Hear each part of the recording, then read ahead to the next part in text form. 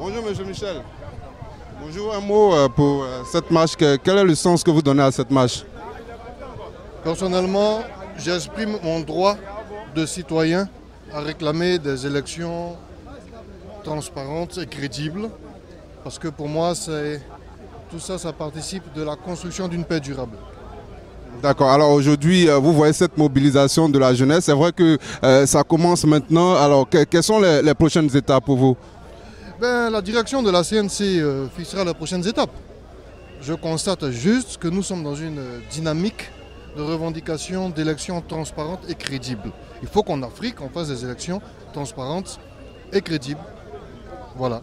Alors vous, personnellement, on sait que vous avez subi beaucoup de choses. Alors aujourd'hui, à quel niveau votre morale est aujourd'hui? Aujourd'hui, je sais qu'il y a un demi-millier de personnes qui sont en prison et que samedi, il y a 20 personnes qui se sont fait arrêter. Je sais qu'on a des dizaines de milliers d'Ivoiriens qui sont en exil. Je sais qu'il y a eu beaucoup de victimes au cours de cette crise. Et je prie donc, en exerçant ce droit-là, ce droit de citoyen, pour que plus jamais nous ne connaissions ça.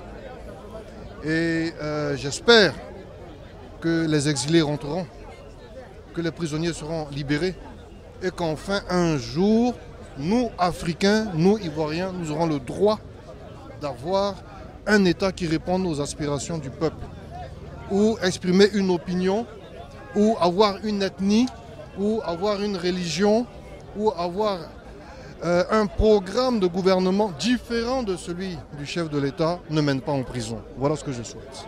Merci à vous. Alors, ambassadeur, bonjour. Bonjour. Comment est-ce que vous portez aujourd'hui? Mais je suis très en forme. Je suis très en forme parce que cette marche vient combler un vide et un besoin de se dégourdir les jambes. D'accord. Alors, quel sens vous donnez à cette marche-là déjà?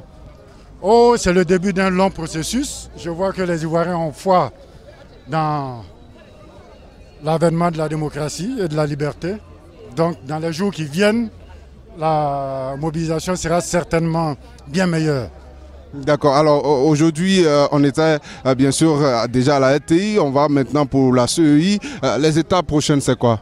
Oh, mais c'est après le débriefing de cette première étape que nous allons décider du thème des prochaines étapes et même de la date et des lieux. Donc nous sommes en train d'ouvrir une porte. Après celle-là, les autres portes, nous allons les ouvrir également.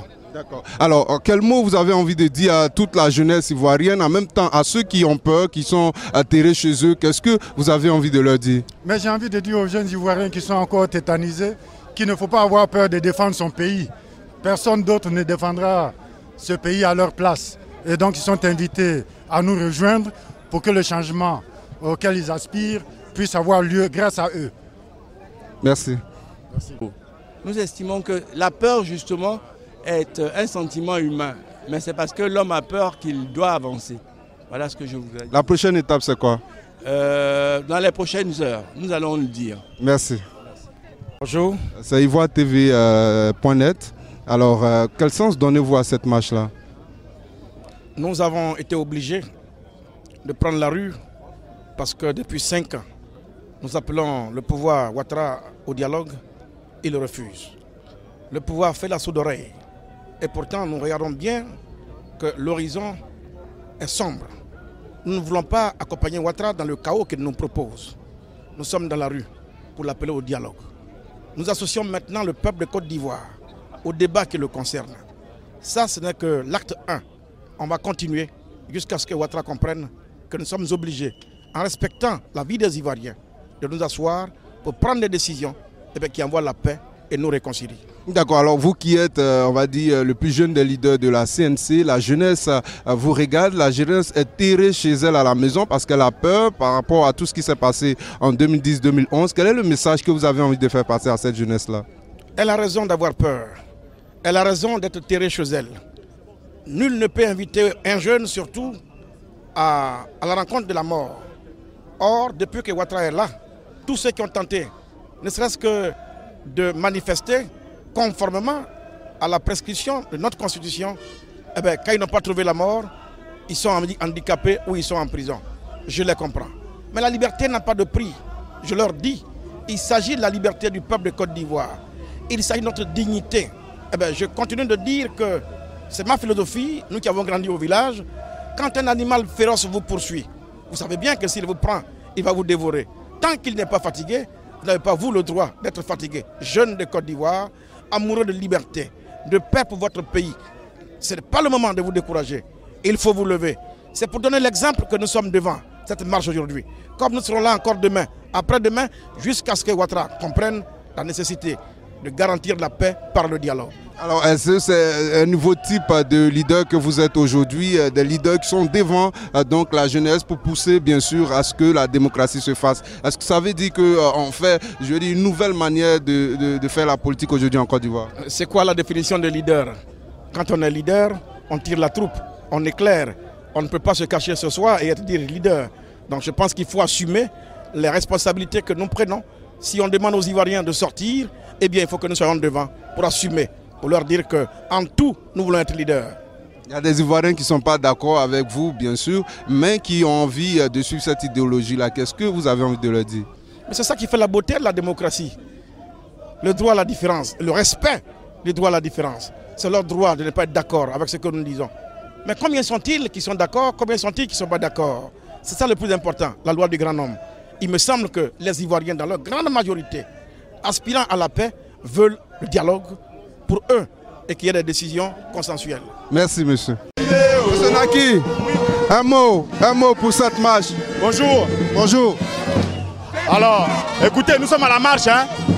Donc, c'est la toute première marche de l'opposition ivoirienne pour demander les acquis, exiger les acquis d'une élection crédible, transparente, libre et sécurisée. Nous étions devant la RTI pour que les médias ivoiriens, qui est un média public, puissent se libéraliser et que toute l'opposition puisse y intervenir. Ça c'est de 1. Là nous partons à la CEI pour marcher sur la CEI et exiger sa dissolution. La démission de Youssou Bakayoko qui a plongé notre pays dans le noir. Souvenez-vous que Youssou Bakayoko disait qu'il n'était pas encore minuit en Côte d'Ivoire. Et aujourd'hui, ce même Youssou Bakayoko est à la tête de la CEI. Nous disons que Youssou Bakayoko n'est pas une personnalité de bonne moralité, il doit démissionner. Il doit démissionner et au niveau du Conseil constitutionnel, les 6 magistrats doivent aussi démissionner. Vous voyez? Parce que nous demandons la libération de nos prisonniers politiques. Tous les prisonniers politiques. Regardez hier ce qui s'est passé à Yopougon. Pour une marche qui a été autorisée, a été brimée. Je dirais même dans le sang. 26 personnes ont été arrêtées. Hier, nous étions à la préfecture de police. Nous disons non, ça suffit. Ce que nous faisons, c'est le premier échauffement. Vous voyez, nous sommes plus de je ne sais pas combien. C'est le premier échauffement. C'est-à-dire que le deuxième mot d'ordre qui sera lancé, nous allons bloquer les choses en Côte d'Ivoire pour que Ouattara lui-même soit contraint à discuter avec l'opposition ivoirienne afin que nous puissions trouver les solutions pour une élection crédible et transparente. Alors vous êtes jeune, vous êtes rentré de France pour justement lutter pour la démocratie en Côte d'Ivoire. Il y a des jeunes en Côte d'Ivoire qui ont encore peur, qui sont terrés chez eux. Qu'est-ce que vous avez envie de leur dire? Je veux dire aux Ivoiriens, surtout à la jeunesse ivoirienne, me voici moi Abel Naki. J'ai quitté la France pendant que le ministre Ahmed Bakayoko voulait ma tête. J'ai pris tous les risques et je suis venu en Côte d'Ivoire. Aujourd'hui, je suis dans une marche en Côte d'Ivoire. Je dis aux Ivoiriens qui sont encore terrés chez eux, qui ont encore peur, leur dis de suivre l'exemple du Burkina Faso. Le Burkina Faso n'est pas plus formé politiquement que les Ivoiriens. C'est nous, depuis 1990, nous avons commencé à être formés en Côte d'Ivoire. Il faut leur dire que la peur a changé de camp. Qu'aujourd'hui, c'est le camp de Ouattara qui a peur de l'opposition ivoirienne. Il a peur de la jeunesse ivoirienne. Il a peur des patriotes ivoiriens. Alors qu'il faut qu'ils sortent de chez eux pour que notre pays nous soit restitué. C'est de ça qu'il s'agit. Merci.